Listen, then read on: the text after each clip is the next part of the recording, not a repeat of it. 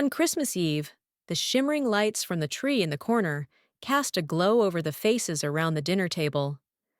Laughter and clinking wine glasses filled the air, but I felt frozen inside. The teacher's Facebook post kept looping in my head. Perfume handcrafted by a scientist, truly unique and meaningful. Lucas Vaughn, my famously brilliant scientist husband, was laughing with his mother, his glasses slipping down his nose, his eyes gleaming with their usual confidence. I said nothing, just watched. The table was full, roast turkey, mashed potatoes, pudding, but I couldn't swallow. I waited for the moment. I stood up slowly, the sound of the chair legs scraping the wooden floor, cutting through the noise. All eyes turned to me. Lucas looked up, his glasses askew, the smile on his lips faltering. I didn't say a word, just quietly placed the divorce papers on his chest, right in front of everyone. Silence. Somewhere, a tiny bell on the Christmas tree jingled, but no one dared to breathe. The paper, bright white, with its crisp printed words, lay there like an irreversible declaration. Lucas pushed his glasses up. His eyes scanned the page, then turned to me, confused, innocent. "Honey," he said, his voice soft like he was coaxing a child. "It was Christmas. I just wanted to make a good impression on Hannah's teacher, that's all." I nodded, lips curled into a faint smile. "All the more reason to get a divorce." His mother gasped, clutching the pearl necklace around her neck, eyes wide. His sister set down her wine glass, lipstick faded on the rim. A cousin whispered, "Just because he gave the teacher a bottle of perfume?" I replied evenly, "Yes, just a bottle of perfume." The table erupted in murmurs. "It's just perfume," someone said. "She's overreacting," another muttered. But I didn't care.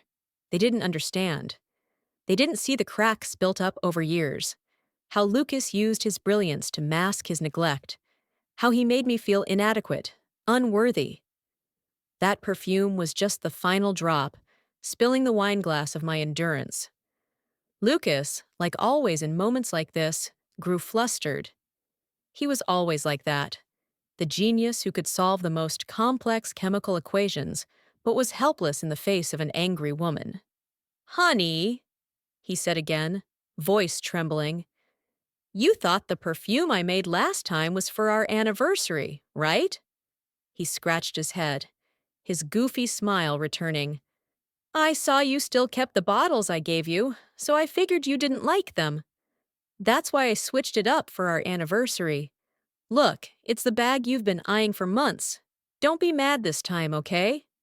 He clumsily pulled out a bright orange box, the kind anyone would instantly recognize, a limited edition handbag I'd once casually mentioned while scrolling online. Half a year's salary for a scientist, not a small price. He peeled away the wrapping, rotating the bag like it was a sacred offering, carefully watching my face. Every gaze in the room followed the bag, then turned back to me, waiting for a reaction. I looked at the bag, then at him. For a brief second, I saw the Lucas I once fell for. The awkward but sincere man who used to make me laugh with his clumsy gestures, but the moment vanished quickly. I shook my head, gently pushed the bag back toward him. "Return it," I said, calm but firm. "We're getting a divorce, which means splitting assets." "Everything has to be appraised. It's a hassle." The room fell silent again. Lucas stood there, still holding the bag, eyes lowered like a schoolboy who just failed a math problem in front of the class. He looked small, lost, no longer the confident scientist on a pedestal. In the past, this was the moment I'd cave, and everything would go back to how it was. But this time, I didn't want to forgive anymore. A scientist being put on the spot by me during the Christmas party, which also happened to be the celebration of his new project launch, still patiently tried to calm me down, not caring about his own pride. Anyone witnessing it would probably feel bad for him. My parents were the first to lose their patience. My dad tugged at my sleeve and whispered sharply, "Megan, this is Lucas's biggest day. How could you act like this?" My mom looked at me with pleading eyes, gripping her napkin tightly, like I was tearing apart a perfect picture. My in-laws, both lifelong educators, joined in the gentle persuasion. My mother-in-law leaned toward me. "Megan, are you exhausted from watching Hannah during the winter break? Why don't we take her for a few days and you go on a short trip to relax?" She stroked my hand like coaxing a stubborn child. Everyone was so kind and indulgent, all eyes waiting for me to soften. But I just kept shaking my head, my voice steady but firm. No need to go through the trouble. There's a lot to prepare for the divorce. I can't go anywhere right now. That's when our daughter Hannah, dressed like a little princess in her sparkling pink dress and hair bow, suddenly burst into tears. "Mommy's bad. I don't want you and Daddy to get divorced." Just those two sentences from a child moved every adult in the room. My mom hugged Hannah tightly, eyes glistening with tears. "Oh, baby, don't cry." My dad stood up, grabbing my arm, voice low but heavy with pressure. "Enough of this scene. Whatever the issue is, just talk it through at home like a normal couple." Still, I didn't move. I stood there and looked at Lucas with cold detachment. His lips were downturned, eyes still filled with pleading. "Sign the papers now," I said, my voice slicing through the air like a blade. "I can't wait another day." The room erupted in murmurs. Whispers spread like waves. Wine glasses clinked softly as they were set down. Christmas lights blinked across stunned faces. Today was supposed to be a celebration for Lucas's latest research success. His face had been on the front page of every major paper lately, beaming beside his lab equipment, with bold headlines like, "Genius Scientist Breaks New Ground." So this party wasn't just attended by colleagues and supervisors, but also friends and family. In the middle of the cheerful buzz, laughter, and toasts in the air, I was the bucket of ice water, freezing the mood solid. People came over to try to reason with me. An old friend patted my shoulder gently. "Megan, think it over. It's just a bottle of perfume." Everyone nodded along, and even my daughter, wiping her tears with the back of her hand, shouted through sobs, her little voice filled with blame. "I like Miss Nolan. She said she likes perfume, so I told Daddy to give it to her." After the child's words, people were even more convinced I was overreacting. Their eyes looked at me with a mix of pity and annoyance. But I just smiled coldly and said, "Well, I don't think it's normal. If you do, go live with Lucas Vaughn yourself. Just don't force me to." That one sentence silenced everyone, but also made them furious. A heavy sigh broke the silence. A relative shook their head, face flushed with frustration. Dr. Harlan Brooks, the former mentor I once respected, finally couldn't stay quiet. He cleared his throat, his deep voice firm with authority, as he stood slowly, hand on the table. "Megan, as your former supervisor, I have to say this. You used to be a prodigy in chemistry, and you worked as Professor Lucas's assistant. You should understand how hard he worked to reach this point. Back then, you left your job on a whim just to have a child, and he had to shoulder even more pressure. But you gave up and became a housewife. Now, instead of supporting his career, you're using petty daily issues to drag him down. That's just unreasonable." Looking at Dr. Brooks, his hair now snowy white, deep lines on his forehead, the pain in my chest grew heavier. I took a deep breath, voice slightly shaking but still resolute. Exactly because I quit my job and stayed home, he should never have gifted perfume to my daughter's teacher. Lucas stepped forward and grabbed my hand, his eyes full of desperation. "Honey, if you don't like it, I won't do it again. It's just, this time I spent my entire paycheck on the bag for you. I really didn't have money left to get something for the teacher. I thought I'd just use the leftover from making perfume for you to give her a bottle. I didn't expect you to react so strongly. I swear it won't happen again." My in-laws frowned and sighed. My mother-in-law leaned toward me. "Megan, we've always believed we raised our son well. He's always been honest and faithful in love. Just over a bottle of perfume, you'd make Hannah lose her complete family? Don't you think that's cruel? I gently tapped my forehead, a faint smile spreading across my face, cold like the snow-covered streetlight outside the window. You're right. If her father means that much to her, then after the divorce, he'll take care of her. I won't fight for custody. My words hit the room like a stone tossed into a still lake. Everything erupted in angry whispers. My mother, eyes burning red with fury, stood up and pointed at me, her voice shaking. Is that something a mother should say? How did your father and I raise you? You're nothing like the daughter we thought we had. My dad clutched his chest, his face flushed, voice dropping low as he tried to contain his anger. You don't remember everything you sacrificed just to have this child? He looked at me with a gaze heavy with disappointment, like I had betrayed every hope they'd ever placed in me.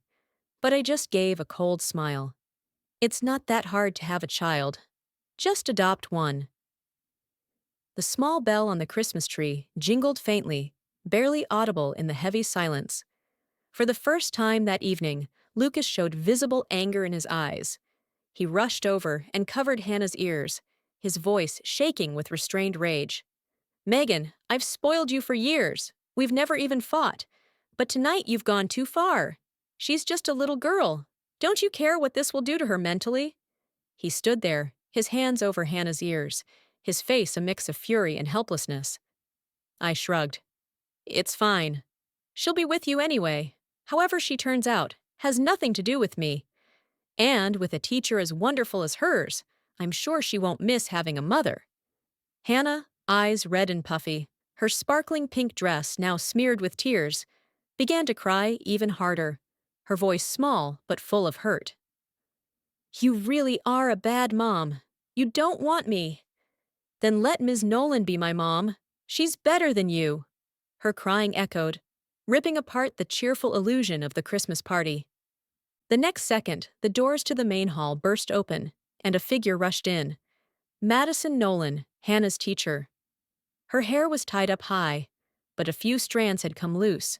Her eyes were red, and she wrapped her arms tightly around my daughter.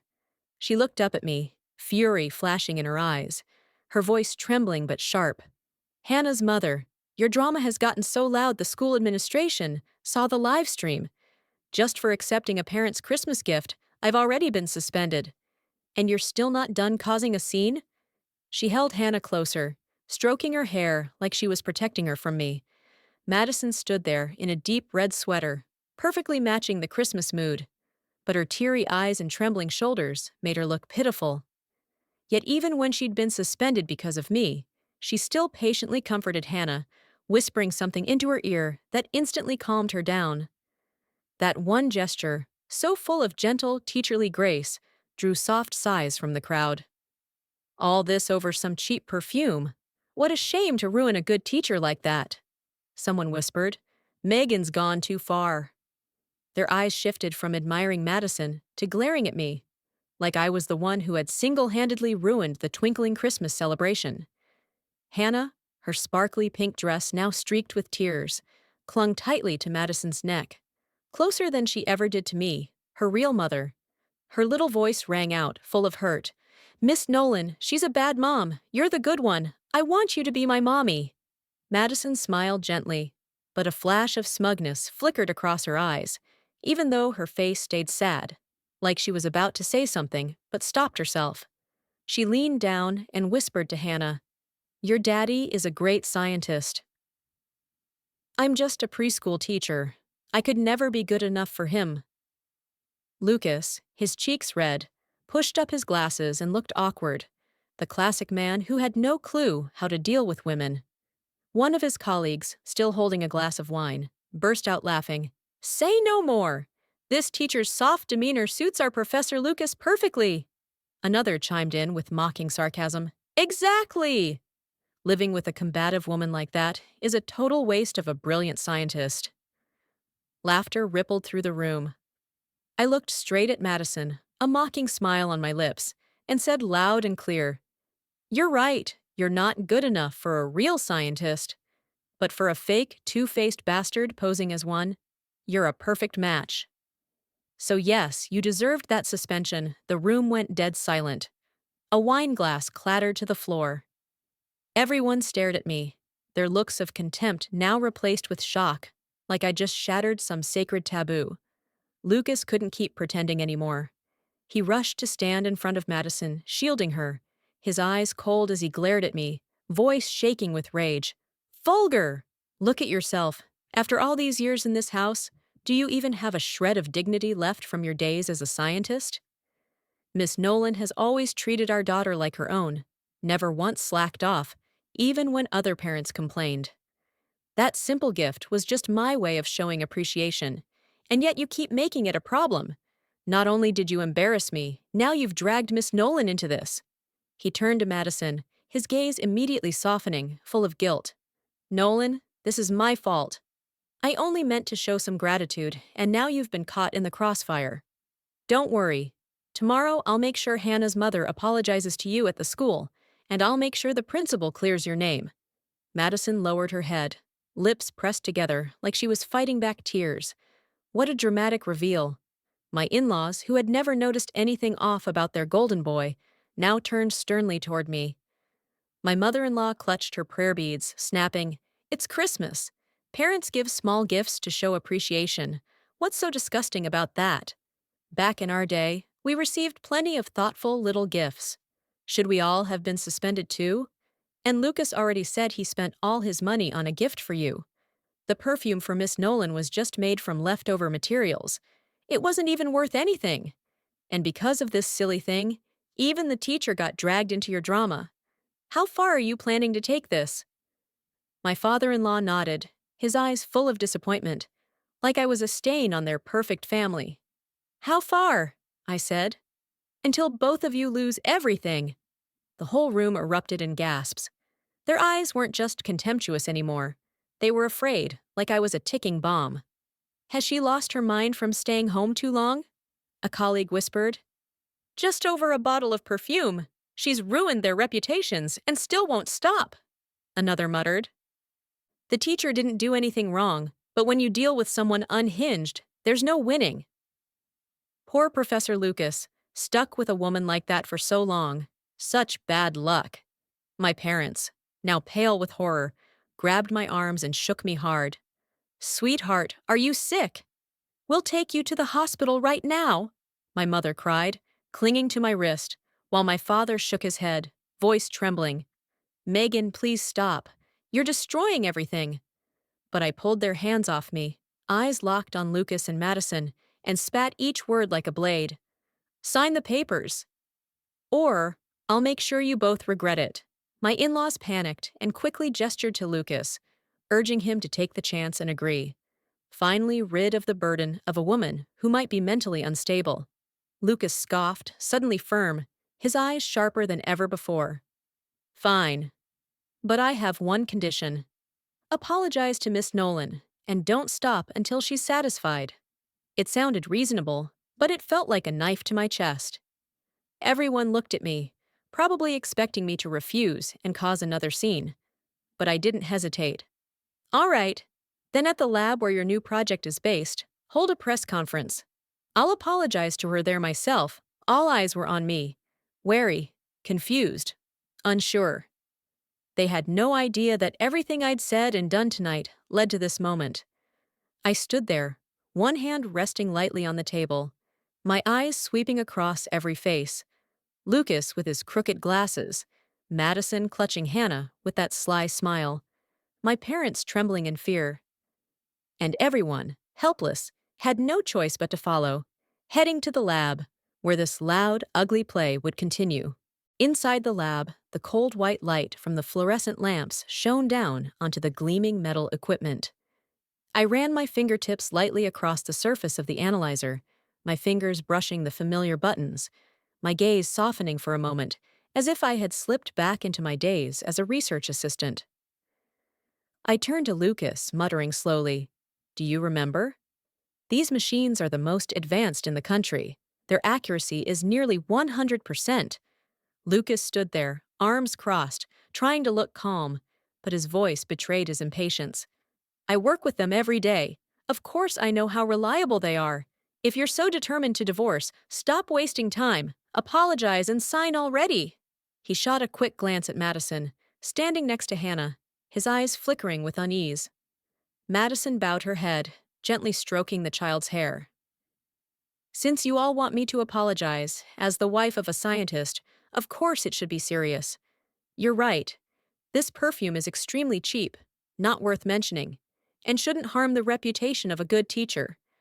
Here, I'll use this device to analyze the components of the perfume and present the results to everyone, to prove, scientifically, the reason I've decided to divorce. I stressed each word, my tone even, but laced with sarcasm. My eyes sweeping the room were dozens of pairs of eyes, and the live stream camera were fixed on me. People nodded, as if my sincerity had placated them for the moment.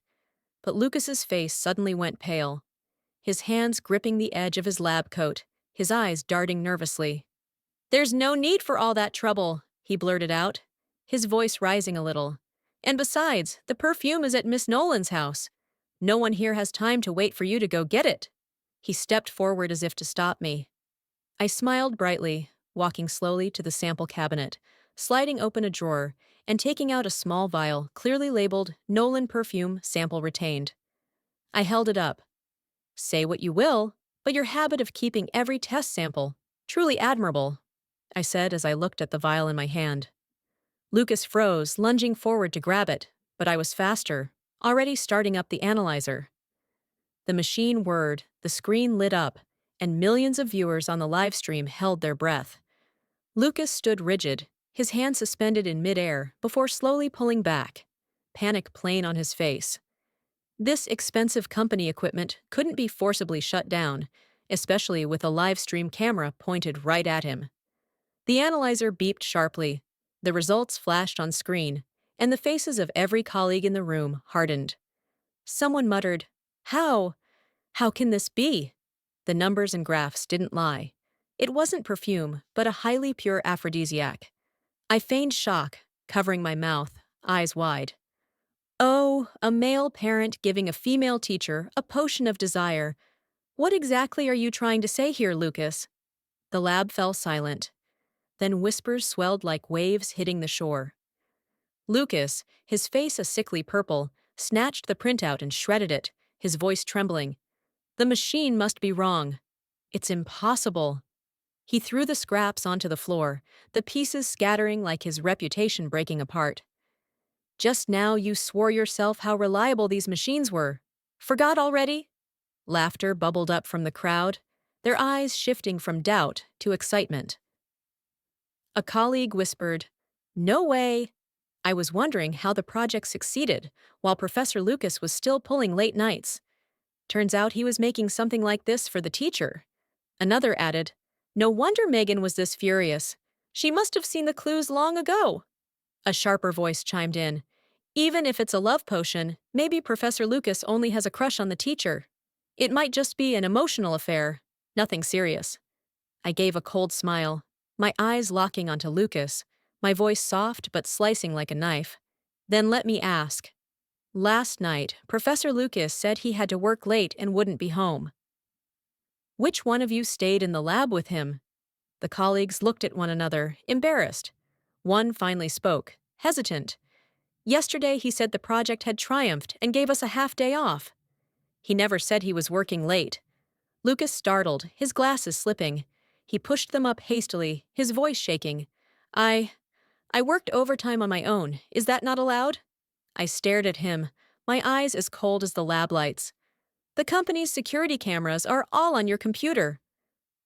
This morning at home, you asked me why my dark circles were so bad. Last night, I was glued to the screen, watching the entire company plunged in darkness, sitting there all night. If your mistress hadn't posted on her feed, I still wouldn't know that the biggest Christmas gift you gave her wasn't perfume, but yourself." I raised my phone, zooming in on Madison Nolan's post, the glittering bottle of perfume, reflecting the silhouette of a naked man. I gave the sample vial a gentle shake, a bitter smile curling on my lips. "Last night you didn't come home.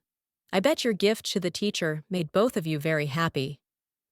Lucas avoided my gaze, taking off his glasses and wiping the sweat from his brow, his hands trembling so much the glasses nearly fell. I went to give Miss Nolan her gift, and her air conditioner had broken.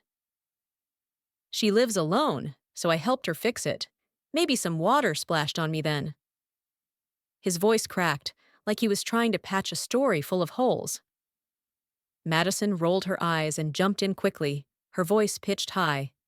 Yes, that's right. After fixing the air conditioner, Professor Lucas left immediately, saying he had to work late. I haven't even used the perfume. I only took a photo to show my gratitude. Are you really trying to smear us over something so trivial? She hugged Hannah tightly, her eyes shimmering with tears, playing the innocent victim. Both Lucas and Madison let out a quiet sigh of relief, a fleeting glimmer of triumph crossing their faces, as if their explanation had patched every hole.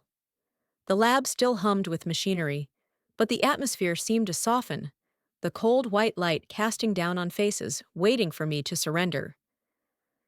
Dr. Harlan Brooks, his silver hair disheveled under the lights, also exhaled with relief, wiping sweat from his forehead with the back of his hand, pleased that the company's star talent hadn't collapsed. He stepped forward, placing a hand on Lucas's shoulder, his deep voice firm and authoritative. Megan, without solid evidence, you can't just speculate. Of course, Professor Lucas's behavior yesterday was somewhat inappropriate. In the future, be more careful to avoid misunderstandings. I'll handle this matter. For now, let's set today aside. Young couples just misunderstand each other sometimes. He looked at me as if I were nothing more than a fit of temper to be put out. But I shook my head, gripping the edge of my coat tightly, my voice steady but resolute. I'm getting a divorce.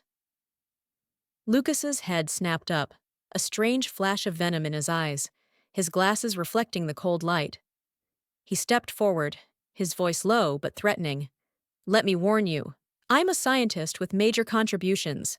Falsely accusing me can land you in prison. Even madness has its limits. If you obediently listen to your superiors and apologize to me and Nolan now, I can let this go. He clenched his fists, as if barely holding his anger back. My in-laws, realizing the perfume was problematic, felt their argument weaken and switched to a gentler tone, coaxing, Megan, if Lucas really had something with Miss Nolan, wouldn't he want a divorce from you? Look at him. He still wants to protect you. That proves he hasn't done anything wrong. I gave a cold laugh. You two hit the nail on the head. I used to think that Lucas, with his socially awkward exterior, wouldn't charm women.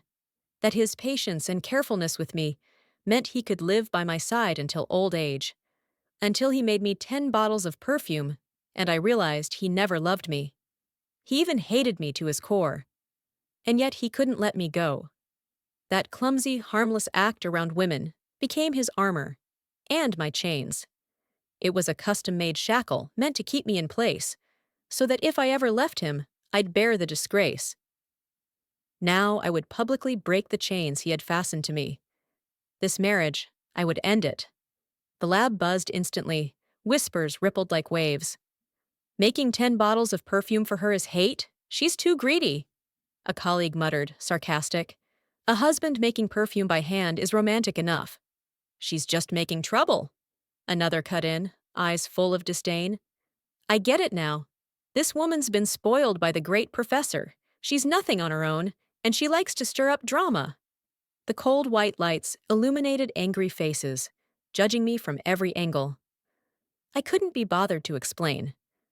I simply pulled 10 bottles of perfume from my bag, more delicate, more exquisite than the one he'd given Madison. I raised them high, my voice calm. Since we've tested the teacher's perfume, we can't skip testing mine. Lucas and Madison both went pale with panic, rushing forward to stop me, but the 4 elders, my parents and my in-laws, blocked them firmly. My mother-in-law's voice was steady. Son, let her test it. It's just perfume. What could it be? Once it's tested, your innocence will be cleared, and life can go back to normal. Isn't that better? Lucas opened his mouth, but my machine was already running. I watched the chemical components appear on the screen.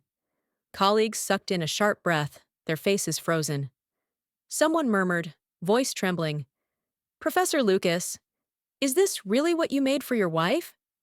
Killing someone outright is simpler. What you've done is worse than death." The four elders stood stunned, my mother-in-law's hands trembling as she covered her mouth, as if her earlier pleas for peace had become a cruel joke. I shook the exquisite bottles, a bitter smile spreading across my face, my voice echoing through the horrified murmurs. "This one is a slow-acting poison absorbed through the skin, accelerating aging. This one, with long-term use, affects the brain's nerves, turning someone into an idiot. And this one destroys the sensation of fatigue, driving the body into utter exhaustion."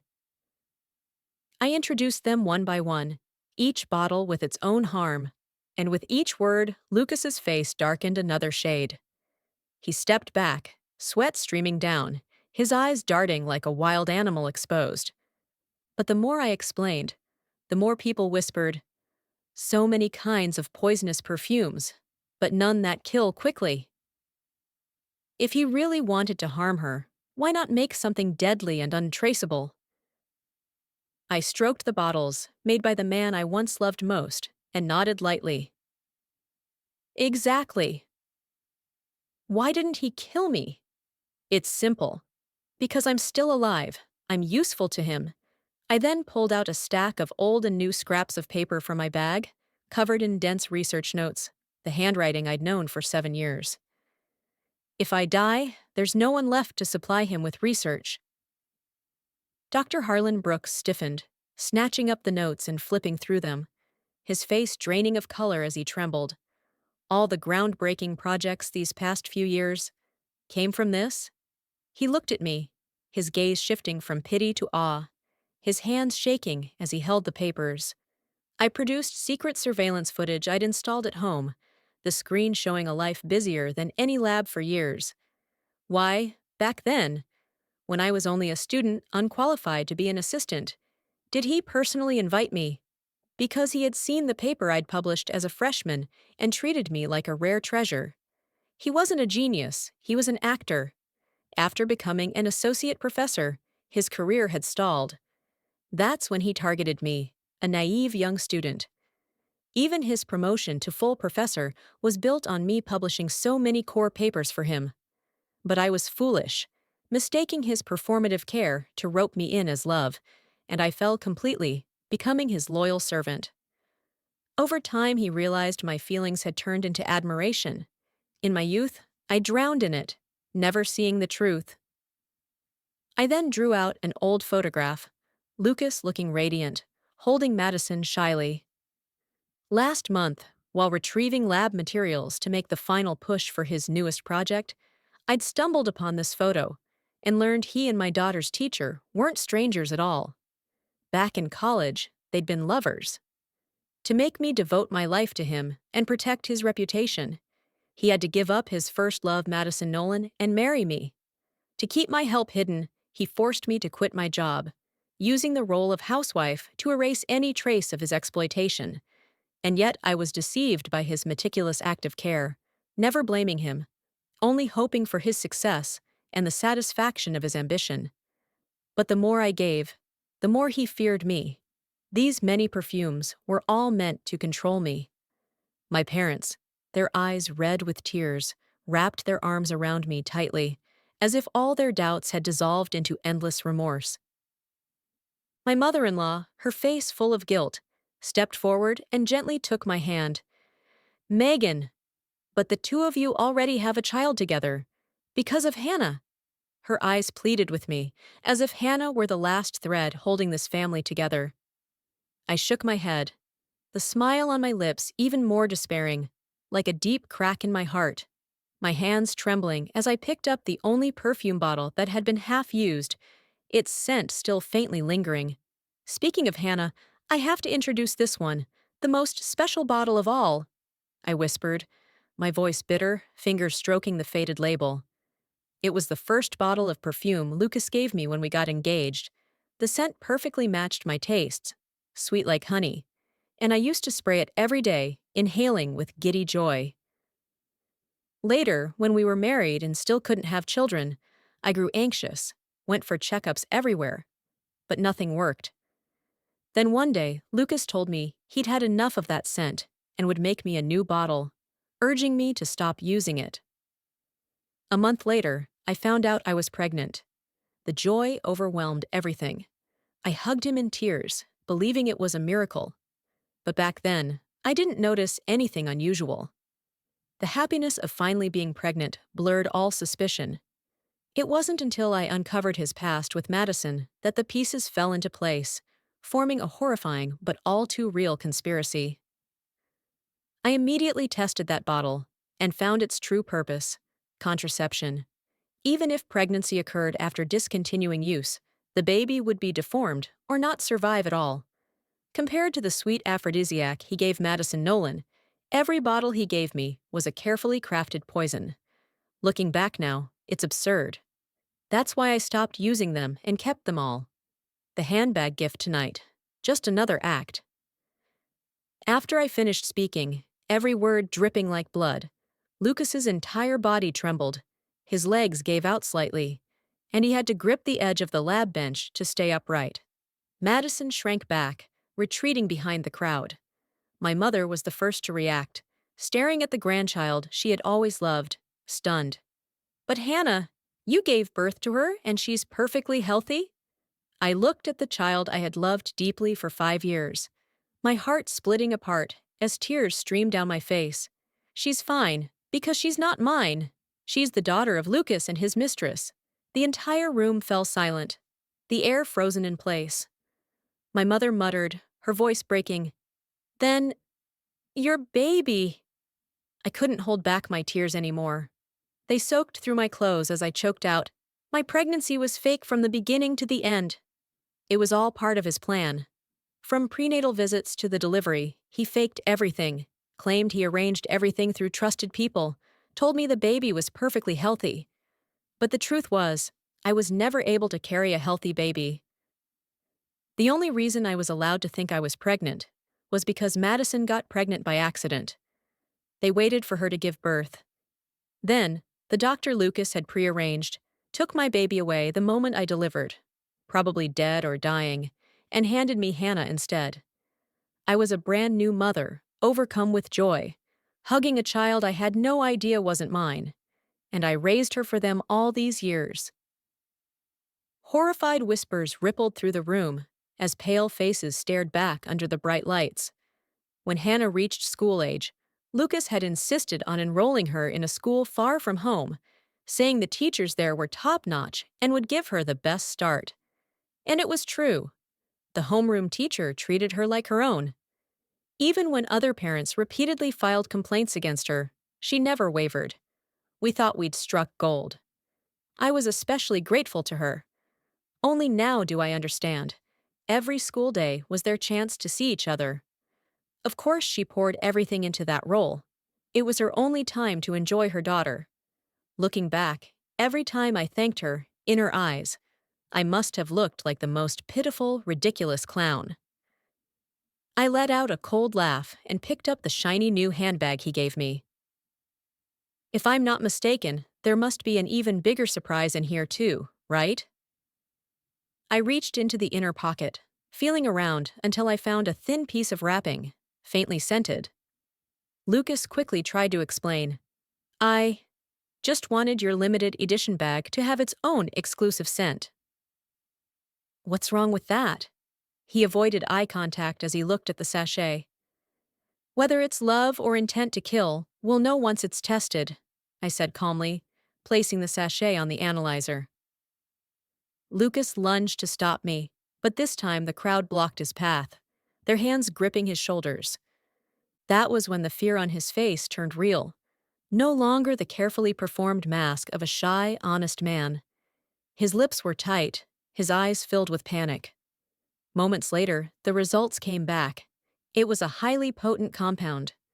Not only was the scent itself toxic, but the fine powder within the bag would stick to everything inside, entering the body through daily contact. Within a month, my kidneys would fail. I would die, with no trace of foul play. The eyes of the crowd grew sharper. Lucas's dress shirt was soaked in cold sweat. He flailed in panic, his voice rising. Megan! You and your dramatic stories. You're the only one who could invent something this wild. That was just a normal scent sachet. If I'm, as you claim, some hack who only got projects done because of you, then how could I possibly research such advanced poisons? Without evidence, I could sue you for defamation. He pointed at me, but his hand trembled so badly he couldn't even aim straight. And that, truly, was the funniest part.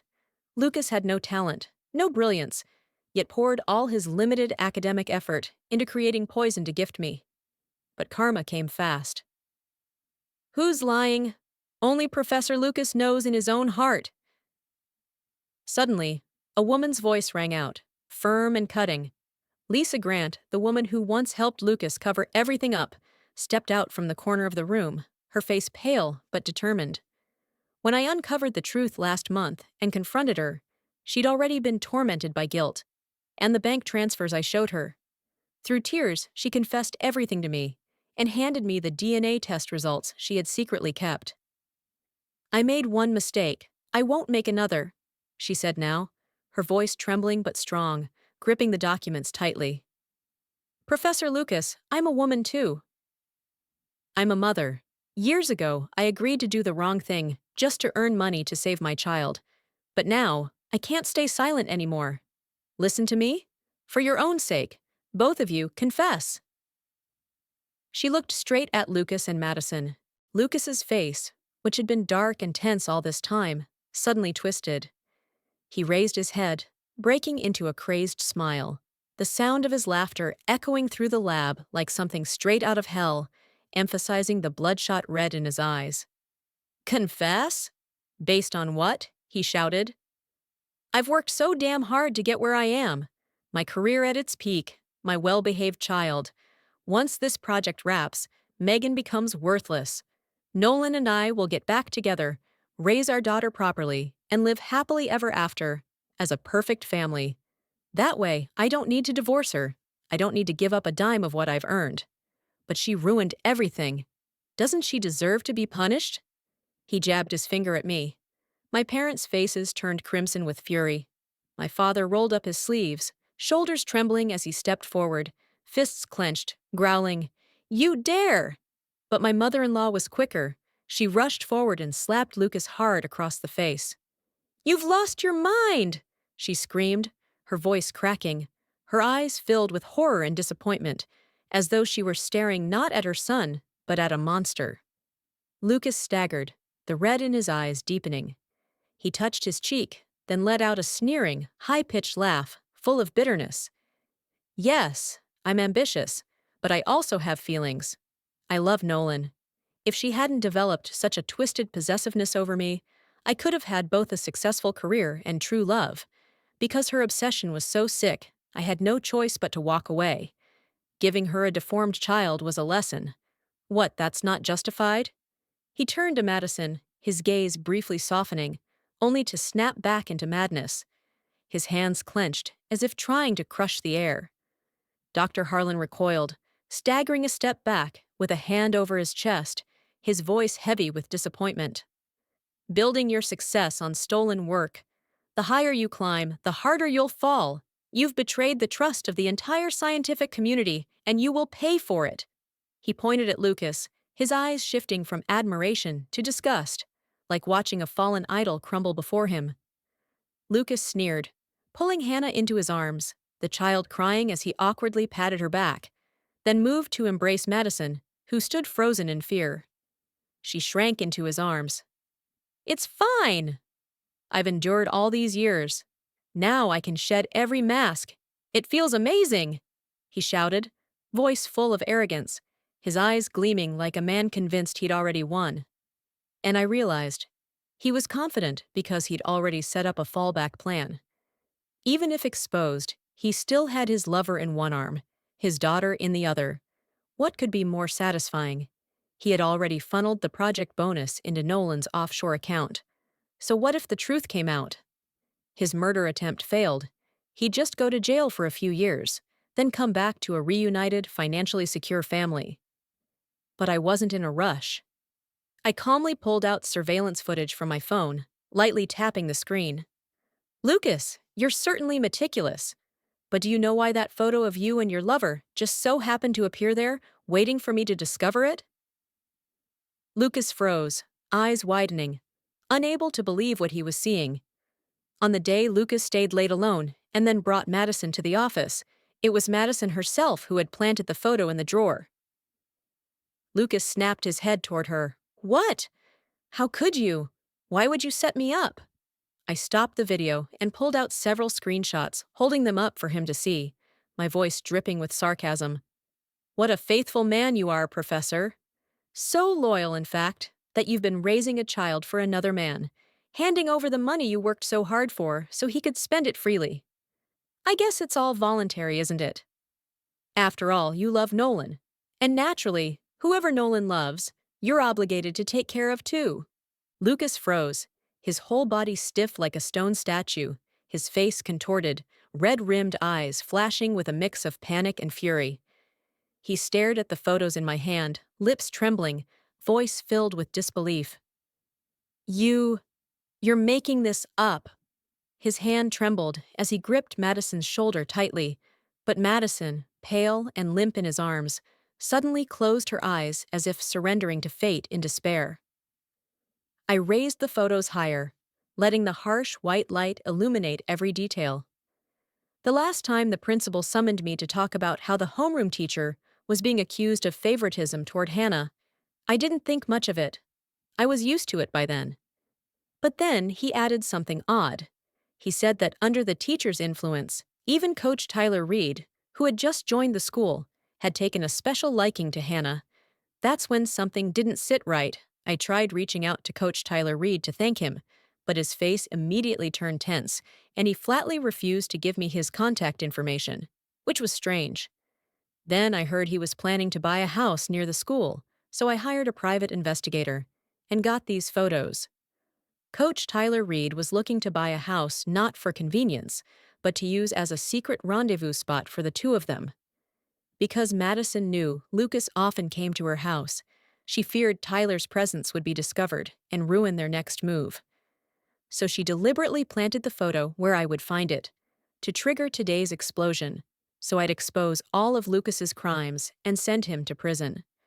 Meanwhile, she'd take the money he gave her, go back to her husband, raise their daughter, and enjoy a picture-perfect family life. Lucas's rage exploded. He grabbed Madison by the throat with one hand. Why? Why did you betray me? I did all this for you, turned myself into a monster for you, and you cheated on me with another man. Madison, terrified beyond words, struggled to pry his hand off. It's because you became such a monster that I was too scared to stay with you. You could have just given up your career, not married her, and we could have had a simple but happy life together. But no, you wanted everything, even if it meant becoming a demon. I was scared. I truly was. I had to prepare a way out for myself. How was that wrong? Lucas's eyes twitched as he turned to look at the lab behind him, the very place that had brought him so much glory. His greed surged again, drowning out reason. His grip tightened. He was about to kill her right then and there. His fingers clenched around Madison's throat. She flailed in a panic, choking sounds rasping from her mouth. The air in the lab grew thick like hell itself, and everyone around stood frozen in horror at the nightmare unfolding before them. Fortunately, thanks to the livestream broadcast from the lab, the wailing sound of police sirens tore through the suffocating, frenzied air outside the door. The door burst open, and officers stormed in. Lucas was convicted of multiple charges: attempted murder, stealing someone else's research, academic fraud. He was sentenced to life in prison. Madison and Coach Tyler, suspected of fraud and complicity, were also jailed. Hannah, the innocent little girl, once glowing in a sparkly pink dress, now streaked with tears, was taken to an orphanage, truly becoming a child without parents. In the days that followed, I returned to the company, sat back at my familiar desk, morning sunlight pouring through the window and spilling across the blank pages before me.